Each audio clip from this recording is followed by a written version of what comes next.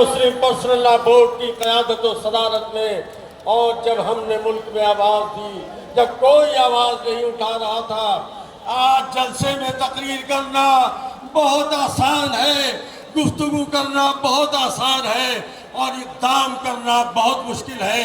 سناٹا تھا، اس سناٹے کو مسلم قیادت نے دلی سے توڑا، اور جس دن سے ہم نے جنتر منتر پر دھرنا دیا اور اعلان کیا کہ اس ملک میں تحریک برپا کریں گے، الحمدللہ اس ملک میں تحریک ہم نے برپا کر دی۔ یہ لاکھوں کا مجمع اور یہ میدان جس نے اس کی حدوں کو توڑ دیا، یہ حدیں بتا رہی ہیں اللہ کے بندے اللہ کی ملکیت کے لیے جب زمین پر کھڑے ہوں گے تو ایک انقلاب برپا ہو کر رہے گا، بچ نہیں سکتا۔ لیکن ابھی عمران مسعود صاحب نے کہا کہ آپ نے اپنوں کو پہچانا۔ اگر یہ دو چیف منسٹر چاہتے تو یہ ملت اور یہ ملک اتنی پریشانی میں مبتلا نہ ہوتا، اس گرمی میں یہ لاکھوں لوگ یہاں کھڑے نہ ہوتے، اسی دن فیصلہ ہو گیا ہوتا۔ لیکن کیا کریں، ہمیں تو معلوم نہیں کہ 50 سال ایک آئیڈیالوجی کو فالو کرنے والے سینئر لیڈر بھی اس ملک کے اپنی آئیڈیالوجی کے ساتھ ایک رات میں خود بغاوت کر دیتے ہیں، اور اپنے حالات بدل کر کے اپنی آئیڈیالوجی اپنے نظریے سے بغاوت کرنے کے لیے مجبور نہیں بلکہ خوشی کے ساتھ ہمارے خلاف چلے جاتے ہیں۔ نتیش بابو بھی چلے گئے، آندھرا کے چیف منسٹر بھی چلے گئے۔ بہار کے لوگوں اس کو یاد رکھنا، تم مومن مسلمان ہو، تم اس ملک کے سچے شہدائی ہو۔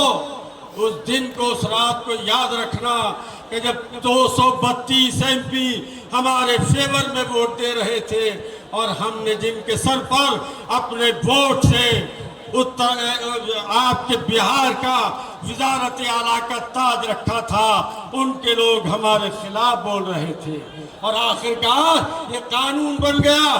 آنے والے وقت میں بتا دینا کہ وہ دن تمہارے تھے، اب ہمارے دن ہیں۔ ہم نے تمہارے سر پر تاج رکھا تھا، اب تاج اتارنے کا وقت آ گیا ہے۔ کل تمہیں وزیر اعلیٰ بنایا تھا، اب تمہیں ہم زمین پہ کھڑا کر دیا۔ قانون کیا ہے 2 منٹ میں بتا دوں، اپنی بات ختم کر دوں گا۔ اب آپ کے وقف کی جائیداد کا فیصلہ ضلع ادھیکاری کیا کریں گے؟ کون کرے گا؟ بولو۔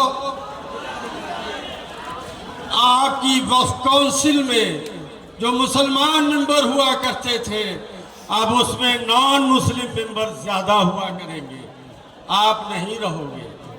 آپ کو معلوم ہے کتنا بڑا ظلم ہے کہ 5 سال تک کوئی مسلمان پریکٹسنگ مسلمان رہے گا عملی طور پر، اب اپنی جائیداد کو وہی وقف کرے گا۔ کیسے بتایا جائے گا ہم 5 سال سے مسلمان ہیں؟ کیسے ثابت کریں گے ہم 5 سال سے مسلمان ہیں؟ مضحکہ خیز قانون ہے، ہنسی آتی ہے۔ اور نتیش بابو نے تو یہ کہا کہ ہم نے کچھ امینڈمنٹ کرا دیے، لیکن جب وہ بل پارلیمنٹ میں آیا تو چور دروازے سے 2 چیزیں اور شامل کر دی گئی۔ وہ کیا چیزیں تھیں؟ قبائلی مسلمان اب وقف اپنی زمین کا اللہ کے نام پر نہیں کر سکتا، شامل کر دیا گیا۔ جو جائیدادیں آرکیولوجیکل ڈپارٹمنٹ آثار قدیمہ کے پاس ہیں اور وہ وقف بھی ہیں، اب وہ جائیدادیں وقف نہیں رہیں گی، آثار قدیمہ کے حوالے ہو جائیں گی۔ کیا کیا قانون بنایا گیا بتاؤ؟ میں آپ سے پوچھتا ہوں، اس جمہوری ملک میں، اس آزاد ملک میں، اس لوک تنتر میں، مبارک ہو تمہیں، ہم نے آواز دی تھی کہ یہ لڑائی ہماری کسی ہندو سے نہیں، کسی سکھ سے نہیں، کسی عیسائی سے نہیں، ہماری لڑائی فرقہ پرستوں سے ہے، ہماری لڑائی وقف کو بچانے کے لیے ہے۔ ہم نے ملک کے تمام لوگوں کو آواز دی کہ ہمارے ساتھ کھڑے ہو جاؤ، ہندو بھائیو تم بھی کھڑے ہو جاؤ، سکھ بھائیو تم بھی کھڑے ہو جاؤ، عیسائی بھائیوں تم بھی کھڑے ہو جاؤ. اور نتیجہ یہ ہوا کہ جب 4 مہینے میں تحریک کا قافلہ آگے بڑھا تو آپ اسٹیج پر دیکھ رہے ہیں کوئی ذات کوئی پارٹی ایسی نہیں ہے کہ جس کے لوگ ہمارے ساتھ شریک ہو کر لڑائی نہ لڑ رہے ہیں. اس لیے یہ میٹر سنجیدہ ہے. حضرت امیر شریعت نے آپ سے 3 مرتبہ گزارش کی آپ بیٹھ جاؤ.